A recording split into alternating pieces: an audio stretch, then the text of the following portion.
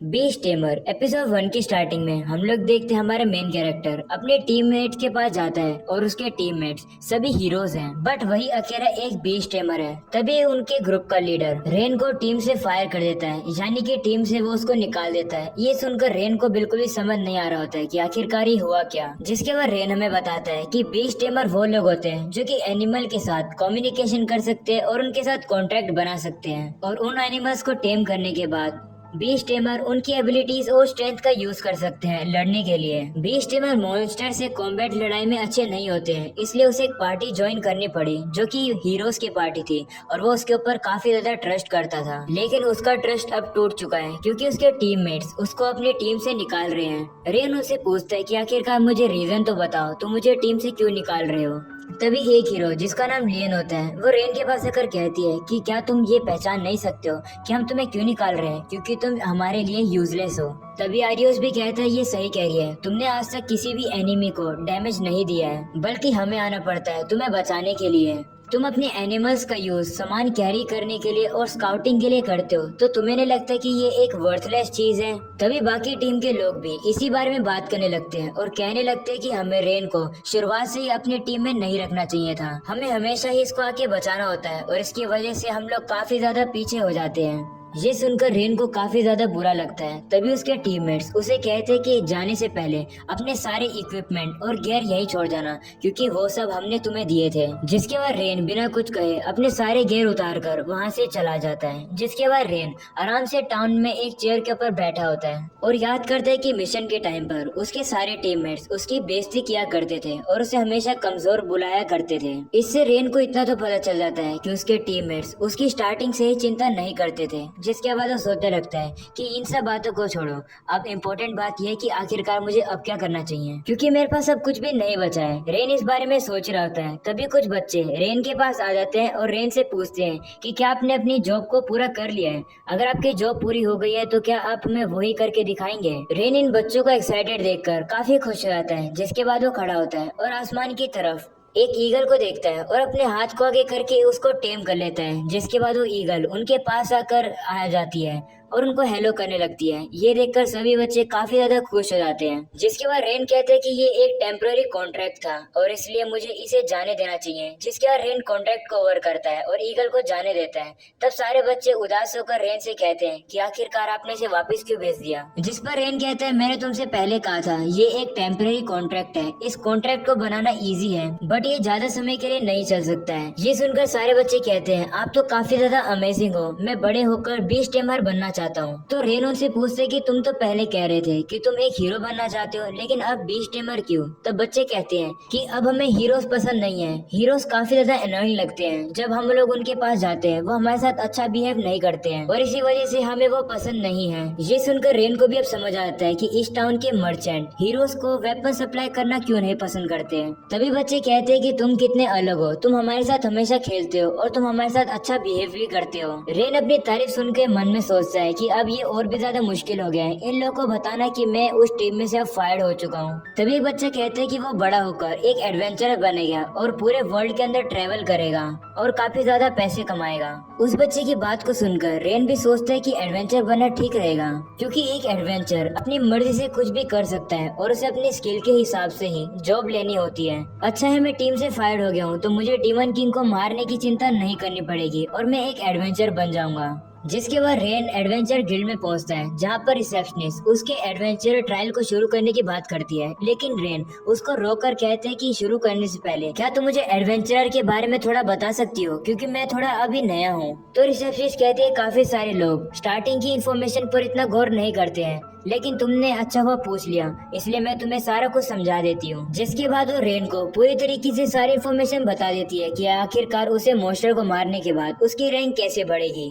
जिसके बाद सारी इन्फॉर्मेशन सुनने के बाद रेन पूरी तरीके से रेडी हो जाता है। तब रिसेप्शनिस्ट कहती है कि चलो तुम्हें अब बताया जाए कि तुम्हें अपने एडवेंचर ट्रायल में क्या करना है। जिसके बाद वो रेन से उसकी क्लास पूछती है, तो रेन उसे कहता है कि मैं एक बीस्ट टेमर हूँ। ये सुनकर रिसेप्शनिस्ट थोड़ा घबरा जाती है और रेन से कहती है कि क्या तुम अकेले ही ठीक रहोगे, क्योंकि एडवेंचरर बनना काफी ज्यादा खतरनाक है। लेकिन रेन ने ठान लिया था कि वो एक एडवेंचरर बनेगा। जिसके बाद वो रिसेप्शनिस्ट से कहता है कि मैं पूरी तरीके से तैयार हूँ। जिसके बाद रेन अपने एडवेंचर एडवेंचर ट्रायल में आ जाता है, जहाँ पर उसका मिशन होता है कि उसे 10 गोब्लिन्स को मारना है, 20 मेडिसिन हर्ब्स को कलेक्ट करना है। रिसेप्शनिस्ट उसको बताते हैं कि ये एडवेंचर ट्रायल इसलिए हो रहा है ताकि देखा जाए कि वो गिल्ड के लिए काबिल है या फिर नहीं। जिसके बाद हमें रेन को दिखाया जाता है जो कि सारे गोब्लिन्स को मार देता है और उसे उनको हराने के बाद उन गोब्लिन्स के अंदर से क्रिस्टल मिलते हैं जिसको वो कलेक्ट करता है और उसके बाद 10 क्रिस्टल कलेक्ट हो जाते हैं। जिसके बाद हमें दिखाया जाता है कि रेन ने एक स्क्विरल का यूज किया था गोब्लिन्स को ढूंढने के लिए, जिसके बाद वो अपने कॉन्ट्रैक्ट को खत्म करता है और स्क्विरल को वहाँ से जाने देता है। उसके बाद वो सोचता है कि लगता है बीस्ट टेमर के लिए ये रैंक F के मॉन्स्टर हराने इतने भी ज्यादा मुश्किल नहीं है। नेक्स्ट वो सोचता है कि मैंने 10 क्रिस्टल तो कलेक्ट कर लिए हैं और अब मुझे सिर्फ उन हर्ब्स को कलेक्ट करना है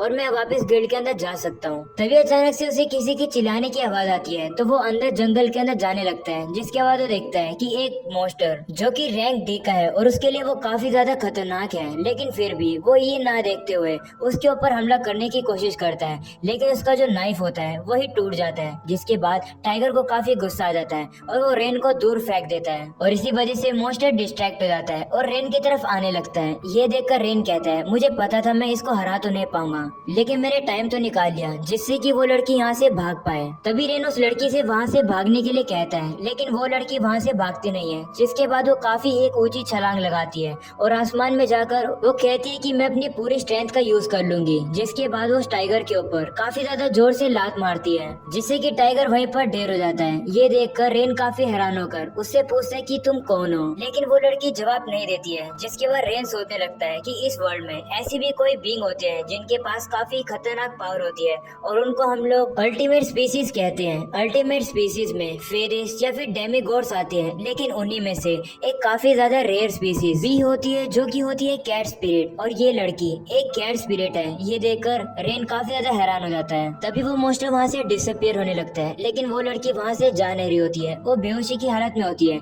जिसकी वजह से वो नीचे गिर जाती है। तो रेन जाकर उसको पकड़ लेता है। जिसके बाद उससे पूछते है कि क्या तुम ठीक हो। तभी वो लड़की कहने लगती है नहीं, मुझे काफी ज्यादा भूख लग रही है। तो रेन उसे खाने के लिए खाना दे देता है।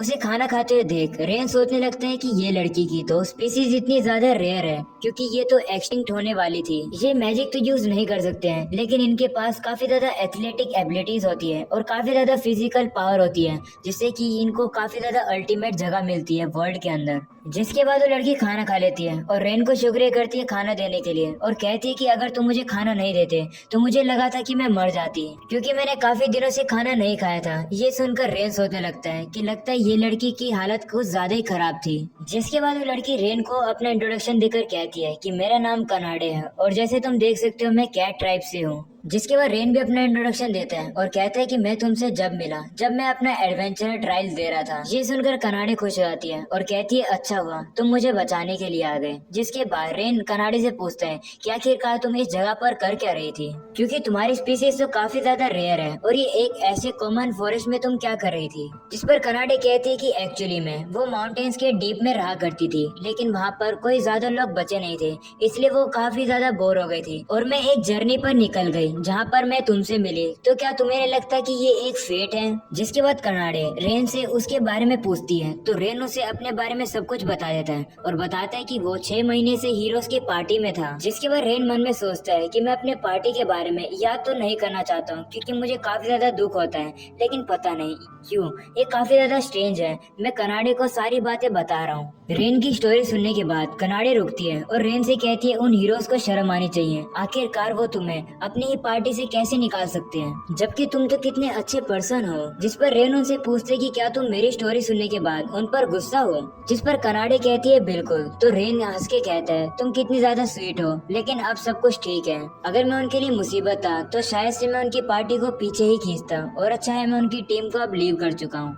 तो कनाडे कहती है कि अगर तुम गुस्सा नहीं हो तो मैं भी उन पर गुस्सा नहीं होंगी। ये सुनकर रेन खुश हो जाता है और कनाडे से शुक्रिया करके उसके सर पर पैट करने लगता है। तभी रेन को रियलाइज होता है कि कहीं कनाडे बुरा न मान जाए, मैं उसको टच कर रहा हूँ, लेकिन वहीं पर कनाडे को काफी ज्यादा अच्छा लग रहा होता है। तो रेन रिलीफ होकर कहते हैं लगता है इसको इतना भी बुरा नहीं लग रहा है। जिसके बाद कनाडे रेन से कहती है एक बात मैं तुम्हें क्लियर कर दूं, तुम वीक नहीं हो, तुम यूजलेस नहीं हो, बल्कि तुम काफी ज्यादा स्ट्रॉन्ग हो। तो रेन कहते हैं कि मैं तो बस एक बीस्ट टेमर हूँ। तो कनाडे कहती है कि तुम्हारा टैलेंट काफी ज्यादा अच्छा है और मैं पक्के से कह सकती हूँ कि तुम मुझे टेम कर सकती हो, क्योंकि जिस मोमेंट पर मैंने तुम्हें देखा था तो मुझे फीलिंग आ गई थी कि तुम ही एक ऐसे पर्सन हो जो कि मुझे टेम कर सकती हो। अगर तुम्हें नहीं पता तो मैं तुम्हें बता दूं, क्यों इस वर्ल्ड में काफी ज्यादा कम लोग हैं जो कि मेरे जैसे कैट स्पिरिट को टेम कर सकते हैं और तुम उन्हीं में से एक हो। कनाडे की बात सुनने के बाद रेन सोच में पड़ जाता है और वो सोचने लगता है कि अगर मैंने कनाडे जैसी अल्टीमेट स्पीसीज को टेम कर लिया तो मेरे लिए काफी बड़ी हेल्प हो जाएगी और मेरे साथ दोबारा कभी भी बुरा नहीं होगा।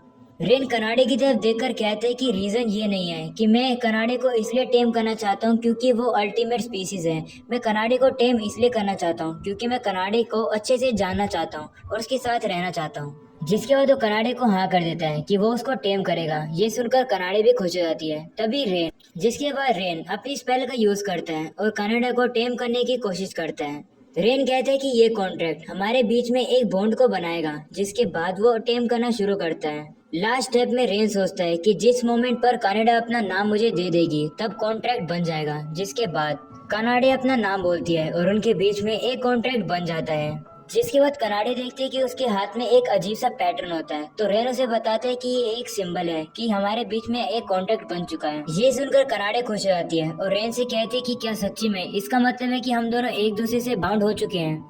ये सुनकर रेन भी काफी खुश हो जाता है और कनाडे से कहता है हाँ ये वही सिंबल है हमारे बॉन्ड का। जिसके बाद वो दोनों एक दूसरे से हाथ मिलाते हैं। कनाडे रेन से कहती है कि मैं आपसे तुम्हारे साथ ट्रैवल करने वाली हूँ, काफी मजा आने वाला है। जिस पर रेन भी कहता है हाँ। रेन जिसके बाद मन में सोचने लगता है कि मैं एक बीस्ट टेमर था जिसको हीरोज की पार्टी ने किक आउट कर दिया था, लेकिन अब कौन बिलीव कर सकता है कि मैं अब से एक अल्टीमेट स्पीसीज के साथ काम करने वाला हूँ। जिसके बाद रेन अपने एडवेंचर ट्रायल को पूरा करने के लिए एक काफी खुली जगह पर आ जाता है, जहाँ पर वो कुछ रैबिट्स के साथ अपना टेम्परेरी कॉन्ट्रैक्ट करता है और उन्हें ऑर्डर देता है जाके उन हब्स को ढूंढो। वहीं पर कनाडा काफी ज्यादा अजीब बिहेव कर रही होती है और रेन से कहती है आखिरकार तुम इतने सारे रैबिट के साथ टेम्परेरी कॉन्ट्रैक्ट एक ही बारे में कैसे बना सकते हो।